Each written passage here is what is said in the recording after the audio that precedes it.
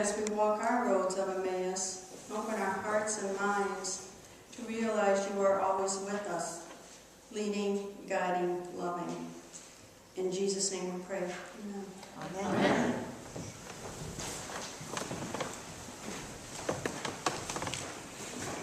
It's been 3 weeks since we were singing our praises and celebrating, happy that this man Jesus had come into our town. We have heard so much about this prophet, the Messiah, that we wanted to get a look at him for ourselves. His words are righteous, holy. A few days later, we hear this prophet is being brought before the high priest. Why?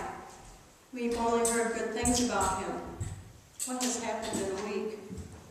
The events of that day still seem unreal. What do we believe, the fake news or the way we felt in his presence? This man is love. They want to crucify him. That is for criminals. What do we believe? How did all that love turn into so much hate? The joy at the end of this scene is real, as is the racing report of the resurrection and the scene immediately prior to this one. Death and resurrection do indeed fit into the long-established pattern of the way God works persistently real is for this one. But this can't be true. How could all these people be wrong? We had witnessed the crucifixion. It's still hard to wrap our arms around this. Jesus knew what was happening. Jesus made light of his own sufferings in comparison with the joy set before him. Now that he was entering upon his glory, see how he looks back upon these sufferings. What things? He had reason to know what things, for to him they were bitter things, heavy things. Yet he asked, what things? The sorrow was forgotten, the joy that the man-child of our salvation was born. He took pleasure in infirmities for our sakes, to teach us to do so for his sake. The things they are full of are concerning Jesus, who a prophet, a teacher come from God, for he preached a true, excellent doctrine, which he obviously is raised from heaven, and its tendencies towards heaven. He confirmed it by many glorious miracles, miracles of mercy, so that he might in deed and word before God and all the people, that is, he was both a favorite of heaven and a great blessing to this earth. He was and appeared to be greatly beloved of God and much the darling of his people. He had a great acceptance with God and a great reputation in the country. Many are great before the people and are caressed by them who are not so before God, as the scribes and the Pharisees. But Christ was mighty, both in doctrine and in his doings, before God and all the people. Those were strangers in Jerusalem that did not know this. In this instant, Jesus becomes the stranger, the fly on the wall that we all at one time or another wish we could be, or the undercover boss. He meets up with two men that are walking and talking.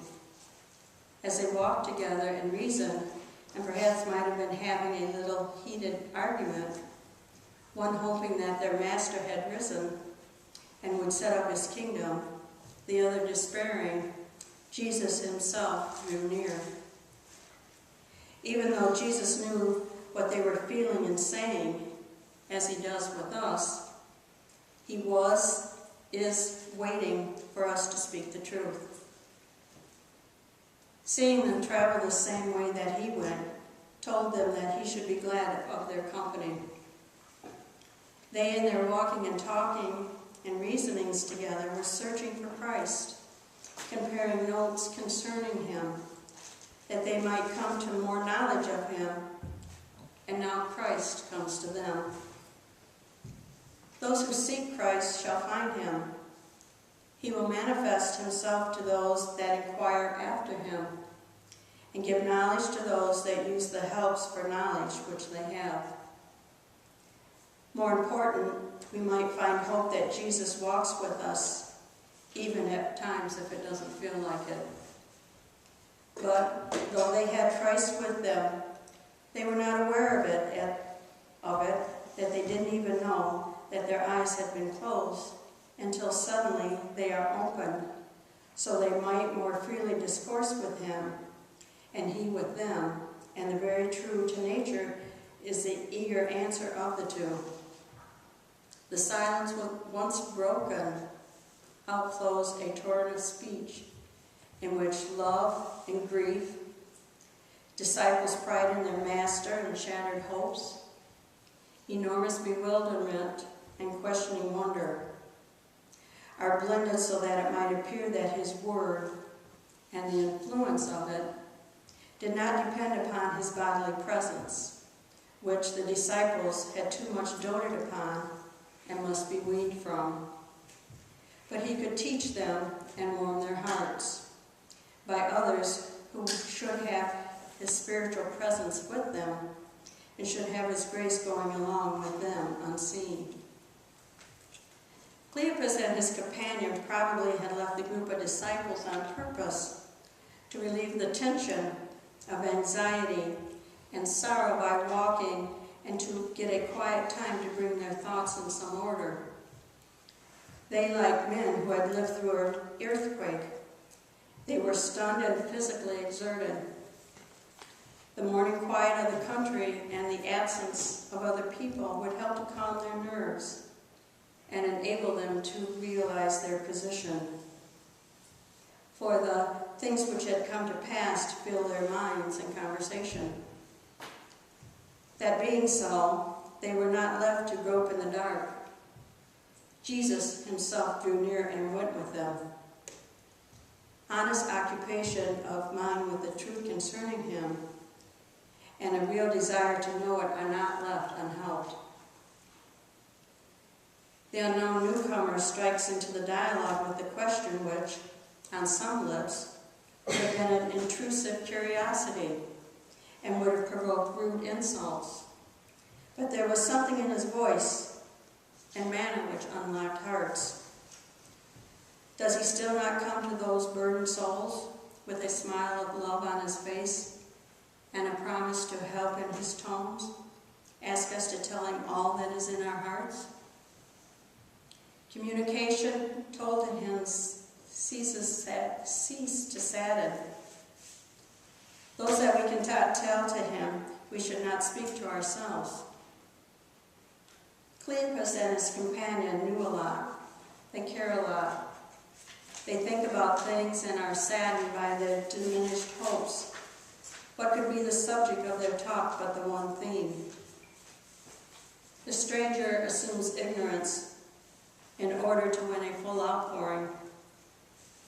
They move from tellers of a sad story, conversation partners about what has been and what has happened, and what hopes they had held, to tellers of a story about having seen the Lord in the breaking of the bread. They became people whose hearts are burning, perhaps as the hearts of the woman burned when they put the two and two together and came up with resurrection. They had lost their dear master and were, in their own apprehensions, quiet disappointment in their expectations from him. They had given up the cause and knew not what course to take to retrieve it. The disciples had reason to be sad when he withdraws from them. Though he was risen from the dead, yet either they did not know it or did not believe it, and so they were still in sorrow. When the disciples were sad, they did not go off by themselves, but continued as he sent them out 2 by 2. For 2 are better than 1, especially in times of sorrow. Giving vent to the grief may perhaps give ease to the grieved. And by talking it over, we may talk ourselves, or our friends may talk us into a better frame. Joint mourners should be mutual comforters. Comforters sometimes come best from such. This text takes people on the road going home back to ordinary life who are saddened that their greatest hopes have not come to pass. In spite of all they knew, all the stories they could rehearse, in spite of the witnesses of others, they simply had not seen Jesus, nor had anyone else they knew. The prophecies of Jesus and hope of redemption grew cold and were not able to sustain them any longer. They began to suspect that the whole thing had been a mistake, a worthy hope and one unlikely ever to be realized. For them, Good Friday had not been good. Time had passed, and there was no change, no resurrection, no Jesus. It wasn't Jesus' characteristic behavior of giving, of feeding, of caring for his sheep. Whatever way you want to describe the blessing and distributing of bread that they knew him. Suddenly, fully, Jesus spent a lot of time eating with all sorts of people. He described a wise and faithful disciple as one who makes sure others have what they need to eat at the right time. In feeding others at the right time and in receiving the broken bread for us with thanksgiving, we are given Jesus. Stop talking. Stop everything and pay attention as you reach out your hands to receive what is blessed.